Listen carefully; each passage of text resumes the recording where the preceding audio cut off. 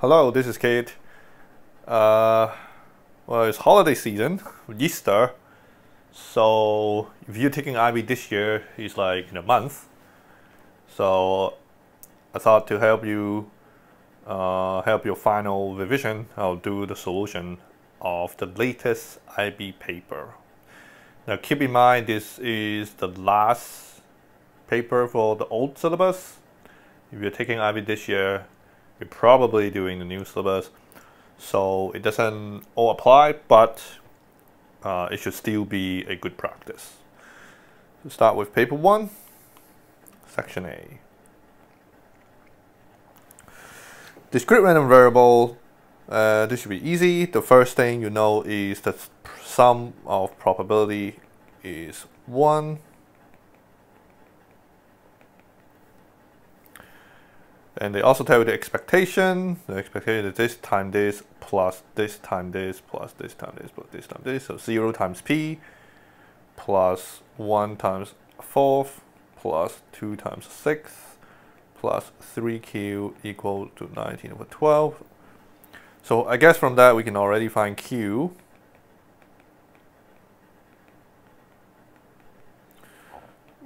This is that.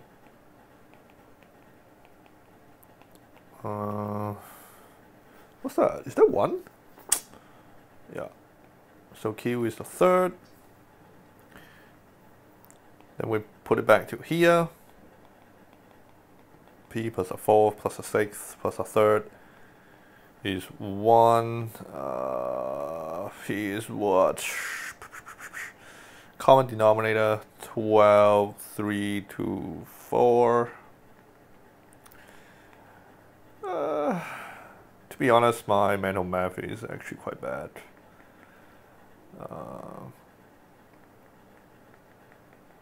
Yeah, back in my day, there wasn't paper where you have no calculator at all. So even myself have no intention to brush up my mental math.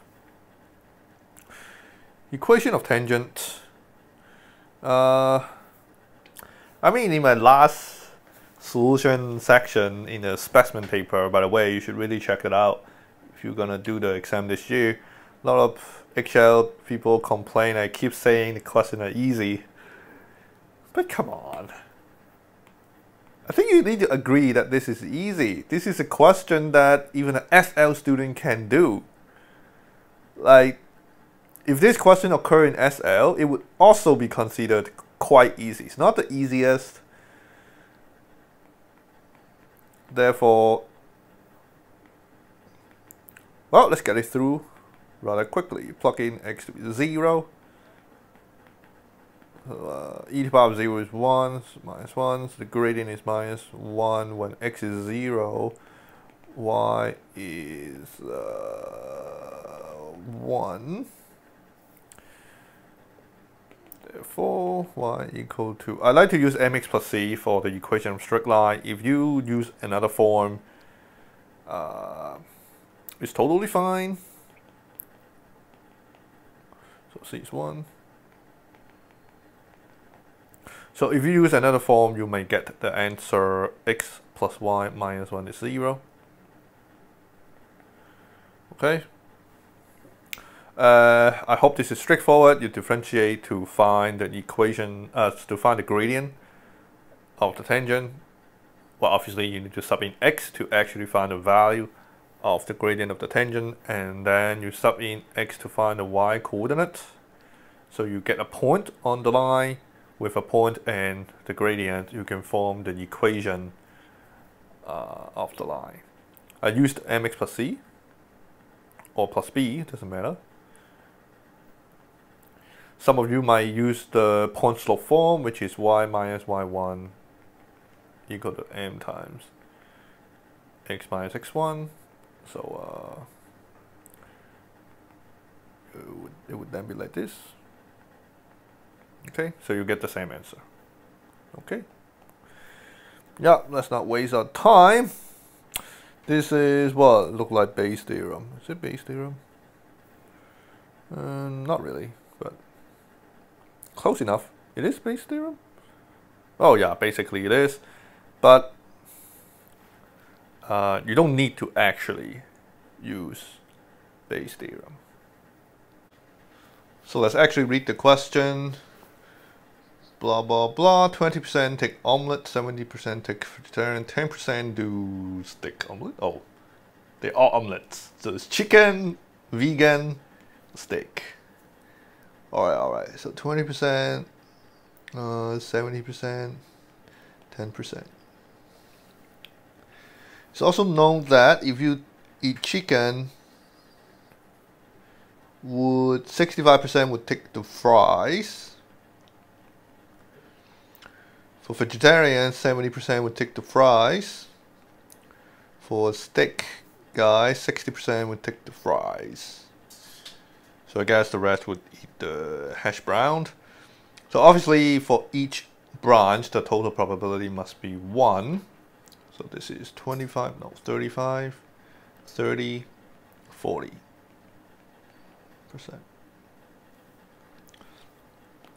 So find the probability that a randomly chosen customer would take the fries. So it is chicken and fries plus vegetarian and fries plus steak and fries.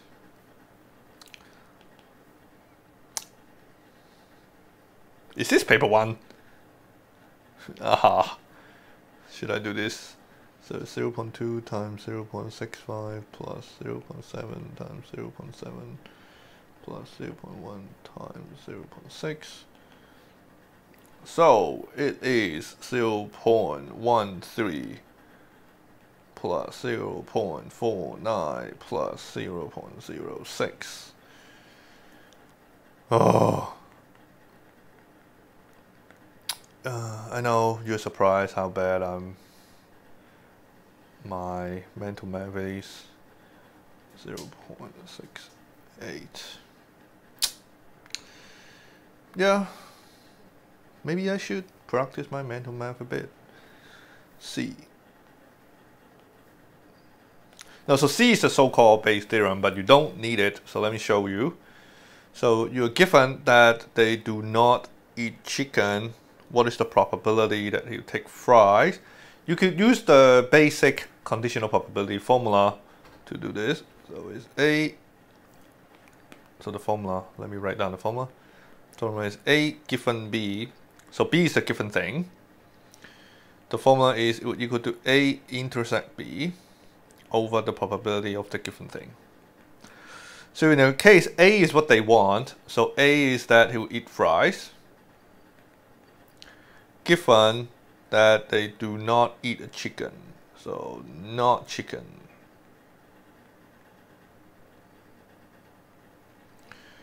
Over. Oh, this is actually not Bayes. This is the opposite. But again, that's why we don't use it.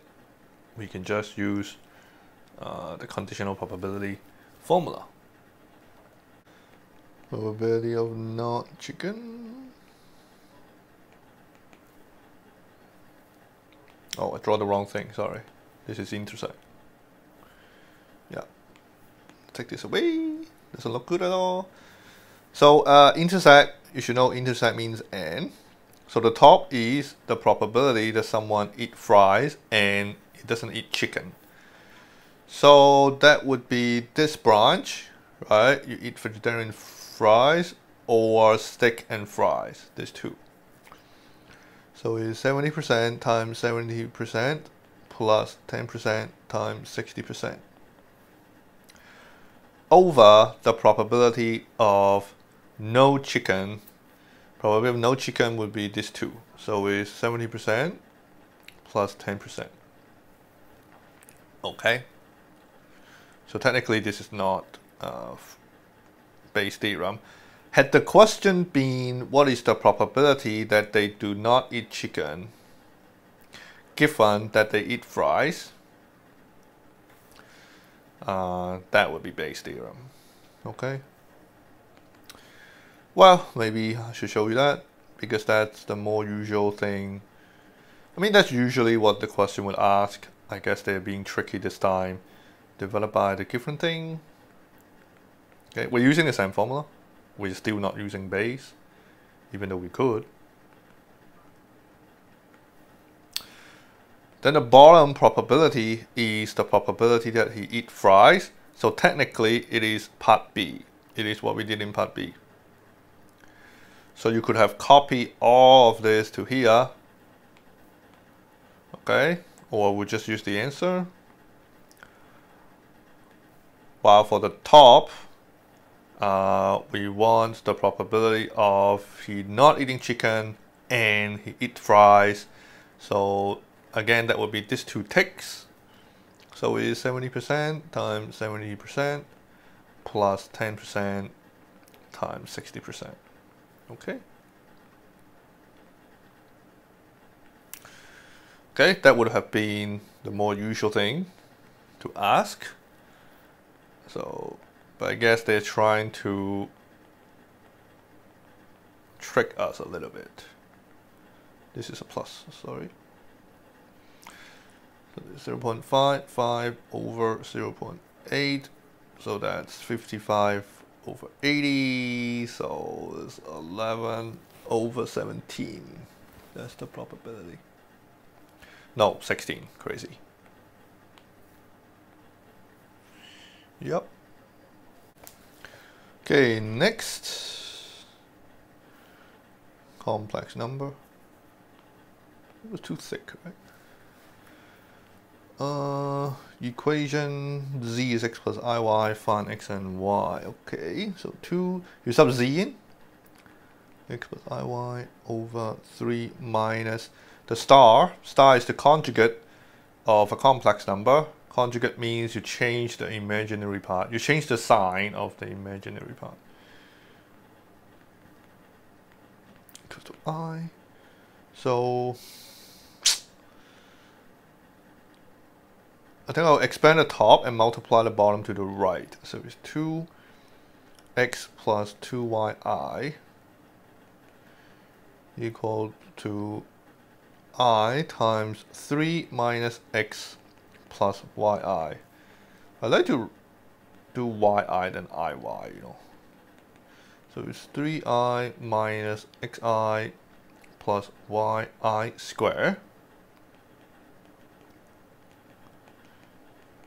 And obviously I square is minus 1, so this is minus y. And then we collect the real part and imaginary part on the right. So the real part is the part with no I. Imaginary part is the part with I, and we factor the I out, so it's 3 minus x. Then this is the key for one complex number to equal to another complex number. It must be because the real part equal to the real part, and the imaginary part equal to the imaginary part. So y is negative 2x. So we substitute it to the right. So 2 times negative 2x equals 3 minus x. So negative 3x is 3, x is minus 1. And we sub it back into here. So y is 2. The first question is find x and y. I did find x and y. Okay, not too hard. Mixing sequence with log. Yeah, it becomes popular lately. The first term is 4 arithmetic, fourth term is blah, find a common difference. Wow, well, again, gonna say this again. This could well be a SL question. So it's u1 plus n5 minus 1. Okay, let's do n first. So u5, the fifth term, u5 is log base to 6 to 5. The first term is 4, n minus 1, d is what we're looking for.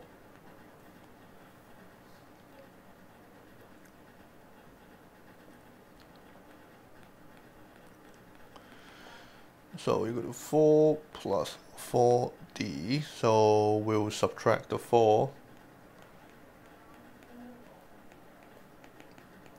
Okay, we are supposed to find d in a log, in one log of base 2. Well, okay, so I guess that's the tricky part. So we need to write this whole thing as a log of 2. The best way to do that is to write 4 as a log of base 2. So if you know, 4 would be log 16 base 2, simply because 2 to the power 4 is 16. When you minus, you divide this, and then you divide the 4 away. Divide this 4 away. So d is a fourth of this.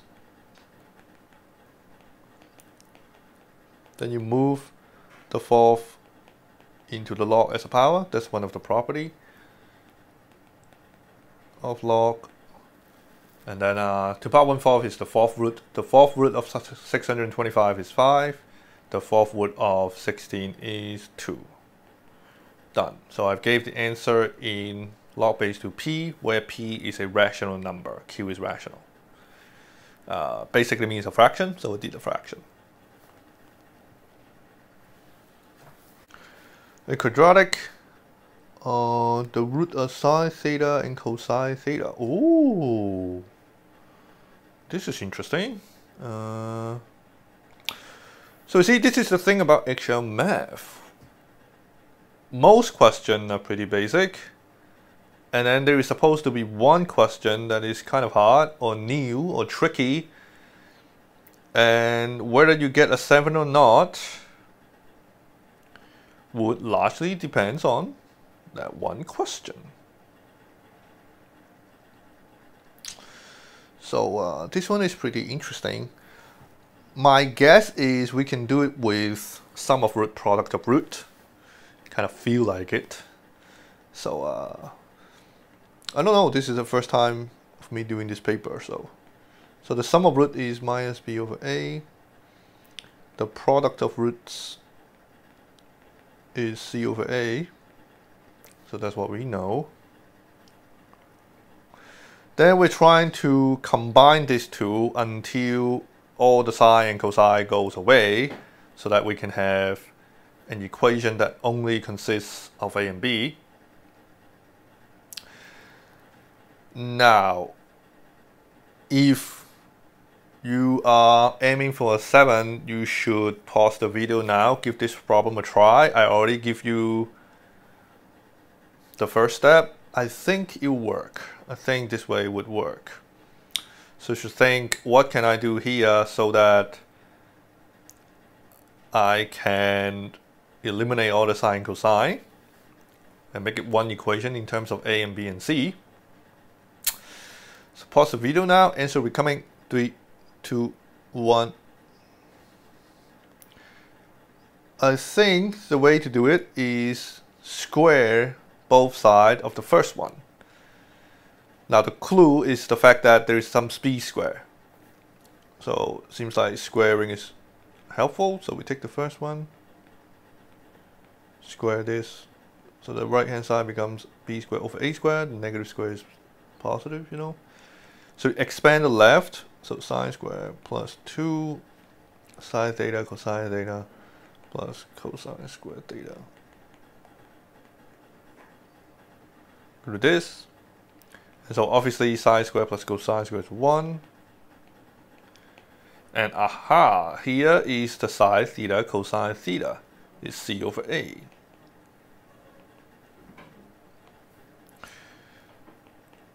And that should be it. The rest should be basic algebra. You multiply both sides by a squared. So a squared plus 2ac equals to b squared. That's what they want, right? Yep. Yep, pretty tricky question. 7, complex number, blah, blah. Okay, so that should be the moral theorem. The fact that when we divide, we just minus the argument So this is 9 pi over 12, right? It's 2. So it's 3 pi over 4. 2 pi over 4 is special. So I'm guessing we should actually write this complex number out in Cartesian form.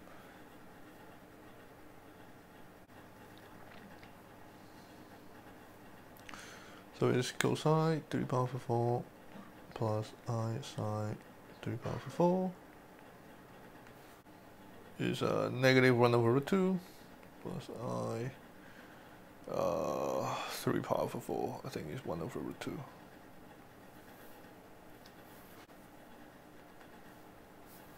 And z2 over z1, so we do the other way around. So it's this pi over 6 minus 11 pi over 2.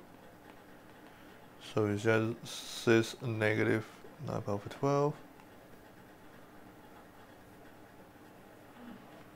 So that's cosine negative 3 pi over 4 plus I sine negative 3 pi over 4. So that's negative 1 over root 2 minus I sine minus 1 over root 2. So for this, you're supposed to know that cosine negative x is the same as cosine x. However, sine negative x is the same as negative sine x. Okay. 0, that and that are 3 points. Find the area of them. Okay. So let's draw it out. 0 is here. 0 is 0, 0 plus 0 I. Okay, so it's 0, 0. What's the first one? The first one is cis 3 pi over 4, right? So the modulus is 1. The modulus is 1. Has an argument of 3 pi over 4. So that's like here. Well, that's a bad drawing.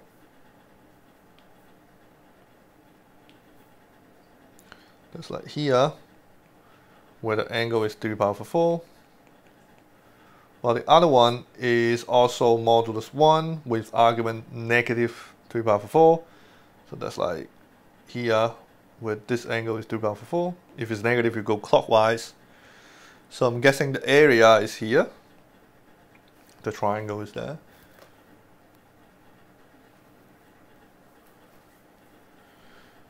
So to find the area, we do half AB sine C. Each of the complex number have modulus 1, so each of the length are 1. So the key is, what is this angle? So the angle would be 2 pi minus the 2 angle. I don't know, should I go thicker or thinner? Can't really make up my mind. So it's 8 pi over 4 minus 6 pi over 4. So it's 2 pi over 4. Oh, it's 90. Nice. Sin 90 is 1, so that's it.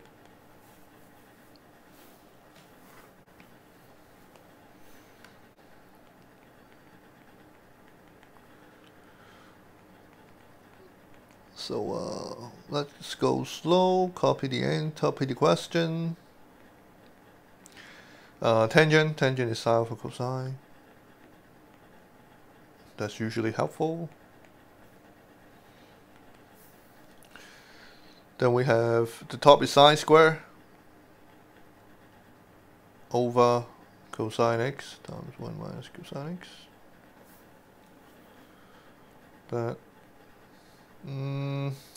Should I go quick? Probably. The top is sine square. Sine square is 1 minus cosine square.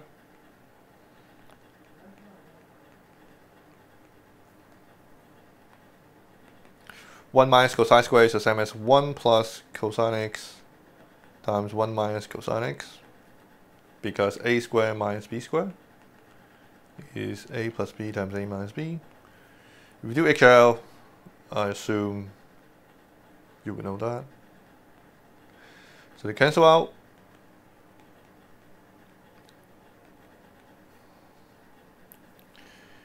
Here you separate the denominator, okay? So you divide them one by one, so you get the right-hand side.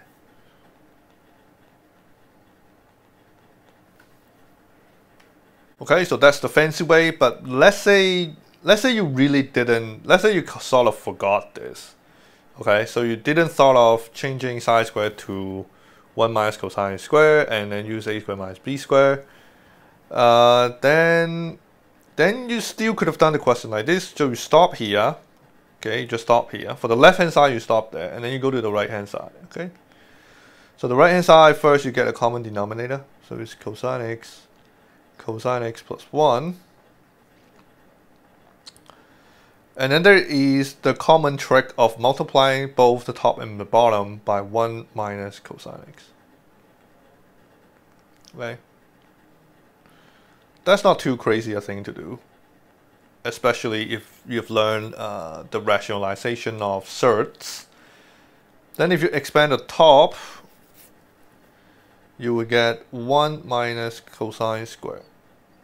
Okay, when you expand the cosine x and the minus cosine x will cancel out, so you end up with 1 minus cosine squared. Then 1 minus cosine squared is sine squared. Then you will still get the same thing as here. Then at that point, you would say left hand side equal to right hand side. Okay, so either way, this is a bit tricky. Yeah. So B hence determine the range where that thing would have no real solution. Okay. Okay, so this is about the graph. So B. So the thing on the left by the identity would be the same as 1 plus 1 over cosine x. And you want this to equal to k. Now, even though 1 over cosine is secant,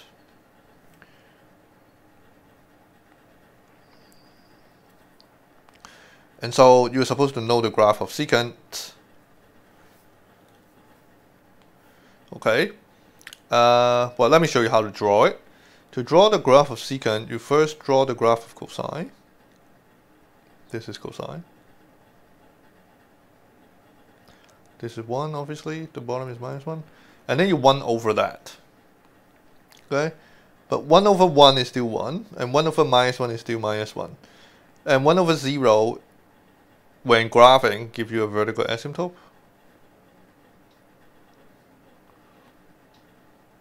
So secant look like this. The purple one. Okay? And then you add 1, so the whole graph gets shifted up by 1.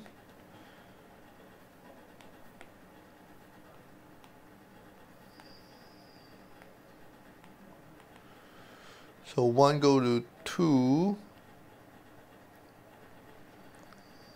and minus 1. Okay, I won't draw the rest. So you're intersecting this with the straight line y equal to k, and the question is, when is there no real solution? Well, the answer is when k is in between here, it's in between the empty space. So when k is between 0 to 2. Okay, should be the last question in section A, an integration by substitution question. Let's do it.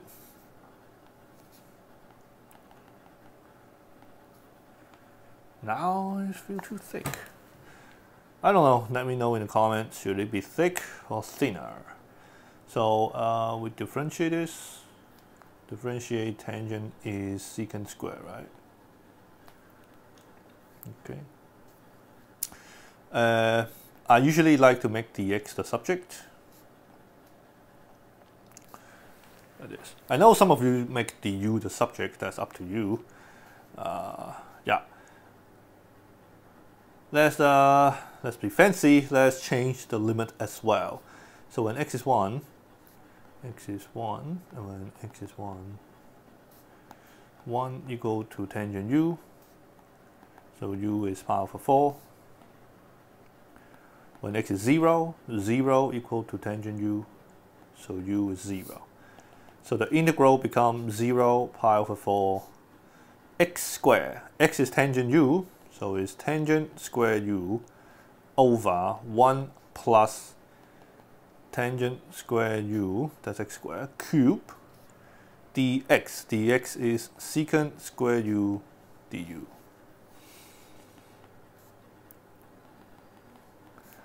Okay. 1 plus tangent square u, so that's secant square. That's the identity, right? Then cube, then times another secant square du. So the secant square should cancel out. So we have tangent square u over secant to the power of 4, I believe.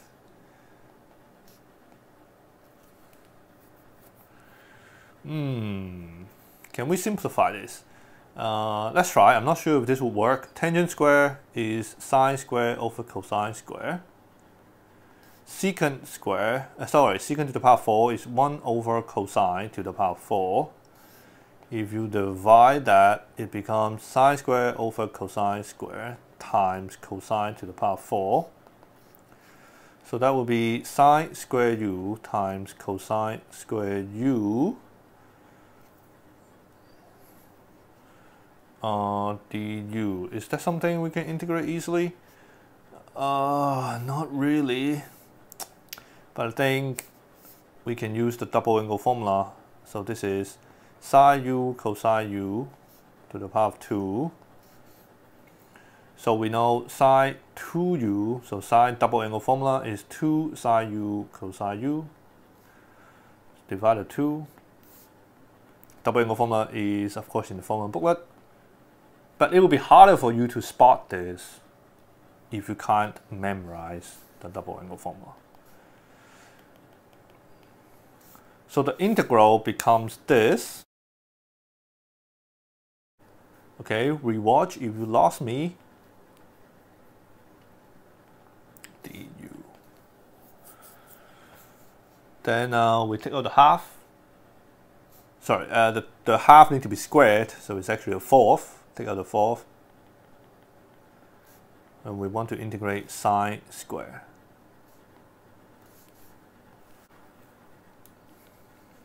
And the way to integrate sine square is using the cosine double angle formula. So we know cosine 4u, at least one of them is 1 minus 2 sine square 2u. The basic formula is 2x equal to 1 minus 2 sine square x. We are replacing x with 2u, okay? So 2 times 2 is 4u. Hence from this, sine squared 2u would be 1 minus cosine 4u divided by 2. So it is 1 over 4 integral pi over 4 0 half minus cosine 4u over 2 du. Integrate half u is u because we are having du, minus integrate cosine is sine 4u, due to the 4 here, we have a 1 over 4 in front, over 2. Limits, since we have changed the limit, we can directly substitute the limit. Half. We substitute pi over 4 in, that's pi over 4. If we substitute 0 in, that's 0, so you minus 0, so we don't have to do it. Minus 4 times 2 is 8 sine 4 times pi over 4. If we substitute 0 in, then we have sine 0. Again, sine 0 is 0, so we minus 0 anyway. We can ignore that. Well, maybe for being clear, we should write it. So minus 0, because if we substitute 0, both terms become 0. So this is a fourth. This is pi over 8. Then this is a pi, sine pi. Oh, that's also 0. Okay, sine pi is also 0. This is 0. So that should be the answer. Okay. Okay, so it's a bit complicated. Like, it's probably unclear that you should do that. You should do all those steps when you first see the question, but that's the nature of an integration question, especially a difficult integral. That's also the nature of certain type of algebraic questions. You just have to do it step by steps and figure your way out when you're there. Okay, so the key is if you follow the integration steps, you should be here. Then you need to use algebra to simplify that. And then you need to realize that a sine square is readily integrable using a cosine double angle formula. So that should be part of your basic knowledge, the fact that you can do that. And then you'll be able to do this question. Okay, section B would be the next video. Stay tuned and I'll see you there.